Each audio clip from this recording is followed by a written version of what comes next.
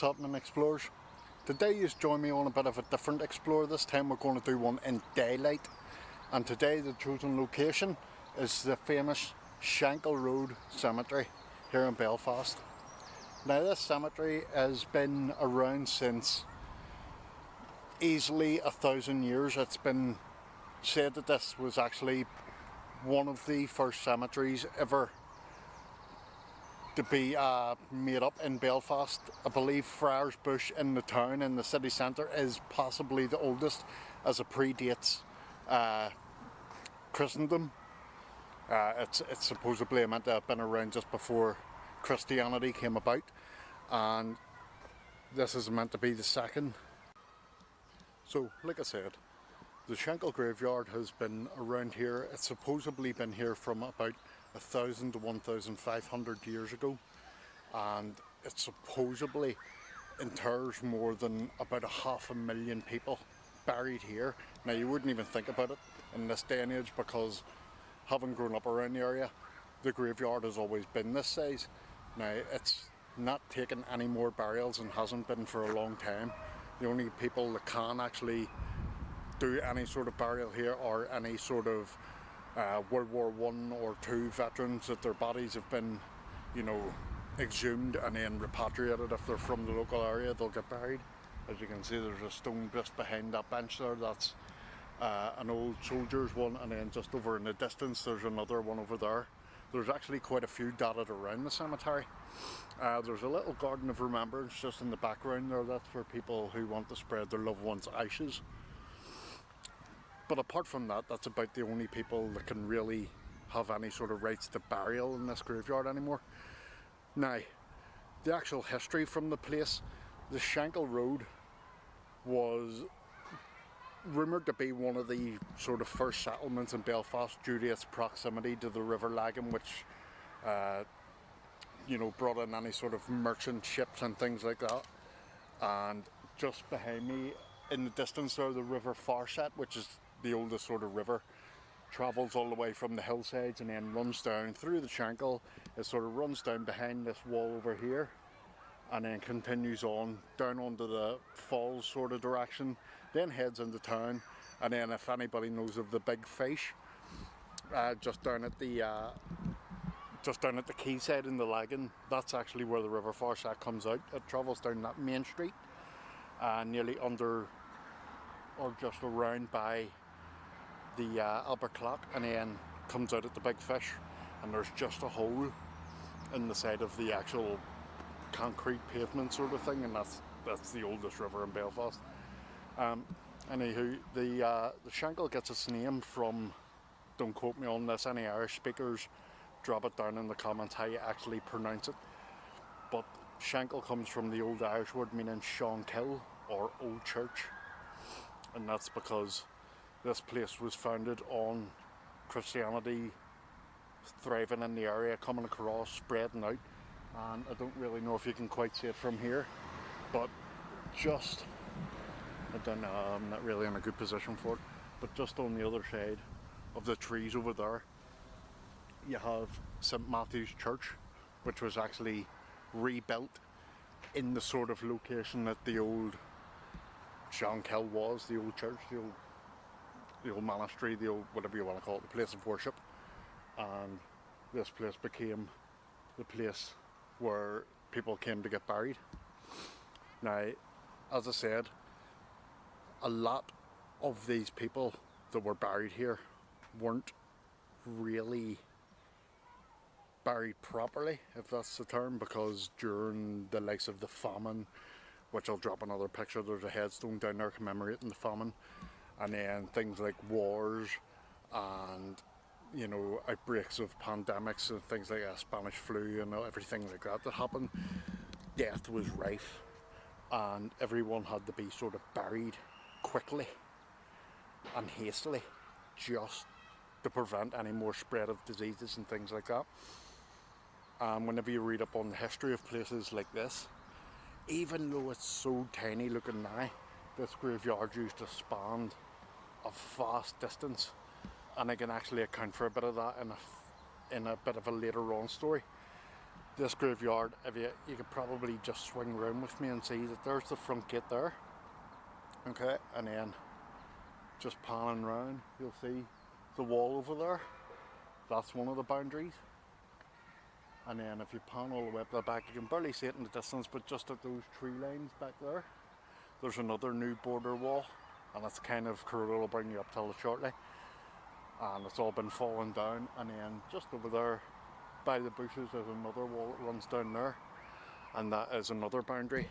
But if I can try and find a map and pull it up and then I'll put it on for you, you can see that this graveyard actually spanned quite a distance in that direction and that direction. It sort of went down to about where Tennant Street is in that way, and it went up to about the Crumlin Road, which is, it's easily a good quarter of a mile in that distance. In fact, my old primary school is built on the graveyard, and I don't know if the microphone will be able to pick it up, but there's actually a school just behind that wall. It's Glenwood, and it's also built over the top, as well as thousands of houses that are just sort of beyond that wall. They're all built on top of the graveyard.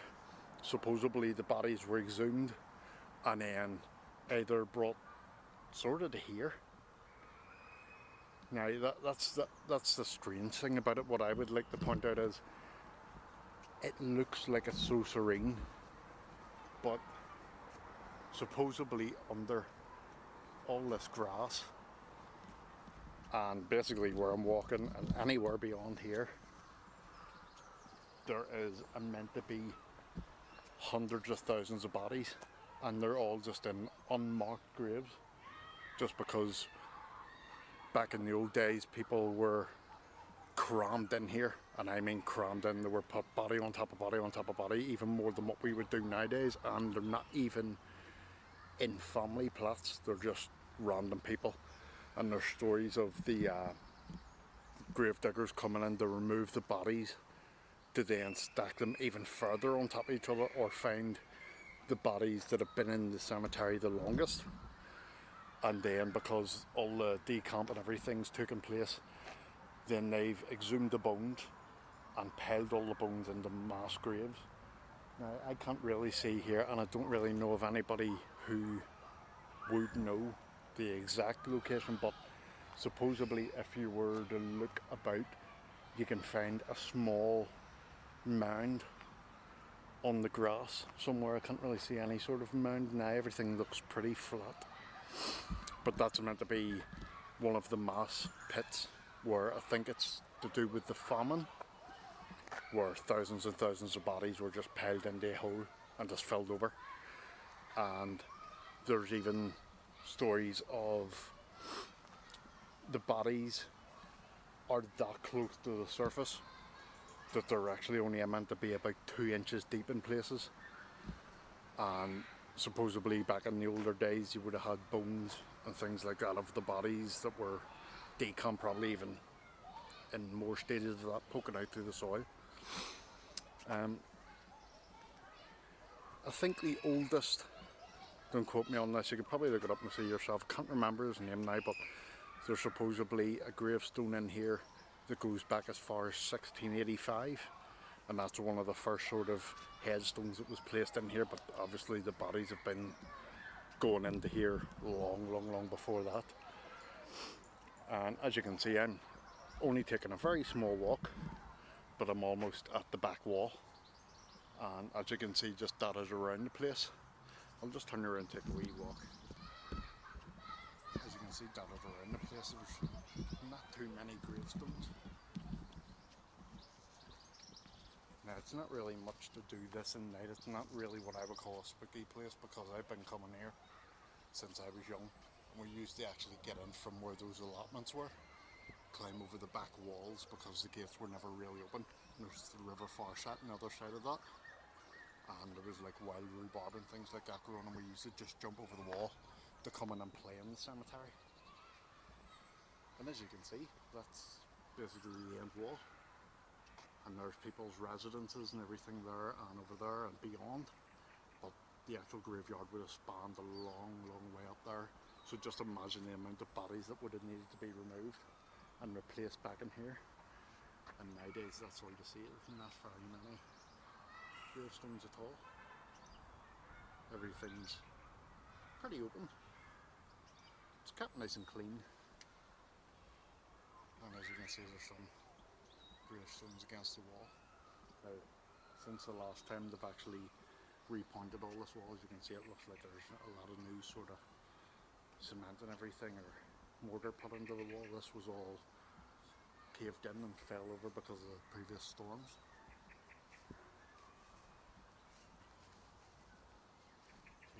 Family burial ground of Belfast. And obviously there's not going to be many family nowadays who are around to take care of these gravestones. They're all just more tended to by the council nowadays. And even at that, as you can see, there's not very much tending being done for someone because it's all left to be overgrown, but it makes it sort of natural care. It's not too messy. And the gravestones and all are just in about he's a sir, so it must be someone a bit famous or have some sort of a connection to Belfast industry. So I'll take it round to the other side. You see, it's just a nice wee path, so you're going to be able to take a nice wee stroll around. People just come around with their dog and things like that. On a wee stroll around. So as you can see, there'll be some sort of family plots and all right in here as well. It looks like kind of looks like an old fireplace, an old hearth, but in there and just below the ground there will be the family's bones. See the thing on there. As I said, it's not really a scary place to be. It's more just a very open, you know, you can come here at night time and camp out and you wouldn't feel creeped out because the actual main road is just over there. So there's plenty of traffic going about, and not that you would want to camp out in a graveyard anyway, but I'm just saying. That's where you see lots of big monuments. And then some of the work that's still being done on these monuments and things like that because of, like I said, the storm collapsed it. As you can see, these things have been here for quite a long time, and some of them are very young. This one died on 21st of January 1871, aged 3 years and 6 months. And the stones are now being held in place by sort of like steel or wrought iron bars just holding it in place. That's would be another family plot. This would have been done, I would think, later, a lot later on anyway, at least mid 1800s, because this wall wouldn't have been here, and there certainly wouldn't have been enough effort to take place to be able to make a monument of that sort whenever there was, you know, like 500,000 bodies just strewn about everywhere. A nice wee interesting history part is just over there, and I'll take you over there in a second. Now, the interesting story that I'm about to tell is actually about this place.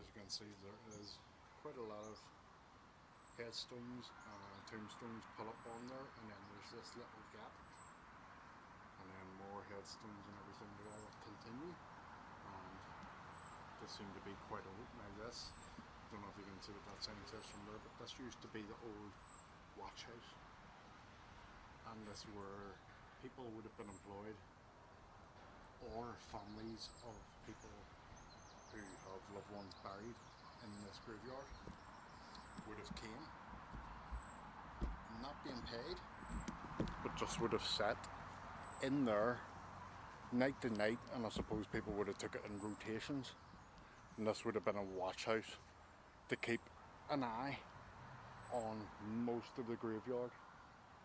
Now I'm sure there would have been different watch houses further on up, but that was to prevent body snatching. body snatching was rife back in those days, because just like a lot was happening with like Birkenhair and things like that over in Scotland, people would have exhumed corpses to take off any sort of jewellery, or to maybe get a fresh body if they possibly could, and take it to be dissected for medical science, and they would have paid handsomely for a fresh cadaver. Nowadays it just lies in complete ruin, because there's nothing there that can really be foretold as being what it was, except that this would have been either the opening to go in, like a big gatehouse, or maybe this was a window or a booth was placed in there. But as you can see there, that is it. So if you want to take a wee read at that, just give it a wee pause and have a read. There you go. And as you can see, there's one of the merchants' family is buried in there. They have a big plot in there as well. And then there's another couple of interesting ones just around here. As you can see, look at hold some of those stones up. That one is 17, I think it says 1730. No, 1750. 1750. And I suppose because this is going to the front of the graveyard, this is where the oldest ones would have been.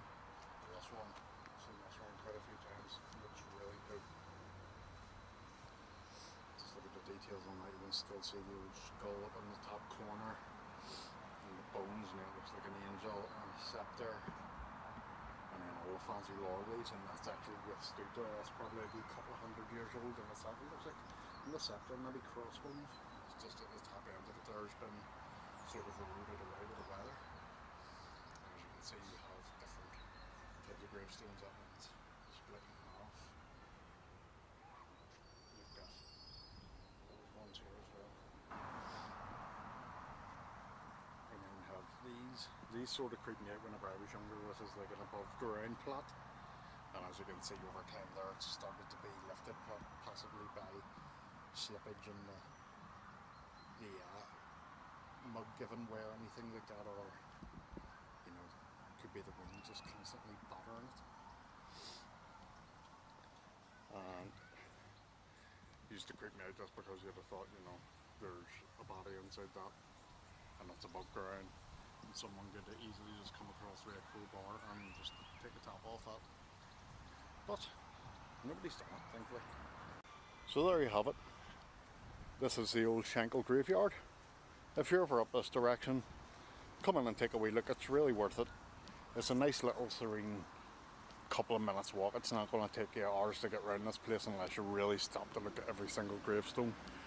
Yeah, everything's nice and managed and it's nice and neat. So it's really worth taking a wee look. Also, if you're in Belfast, go to Friars Bush graveyard. I think you have to actually book a tour to get in there. That's the oldest graveyard from what I think, and this is, I believe, the second oldest in Belfast.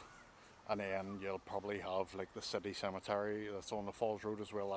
That's a really big graveyard. That's worth a look as well.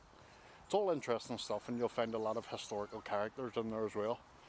You know, people that you've heard of from times before, and you know, really important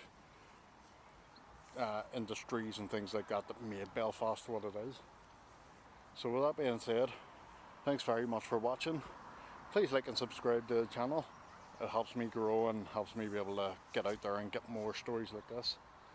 And thanks very much for watching again, and I'll see you next time. Bye.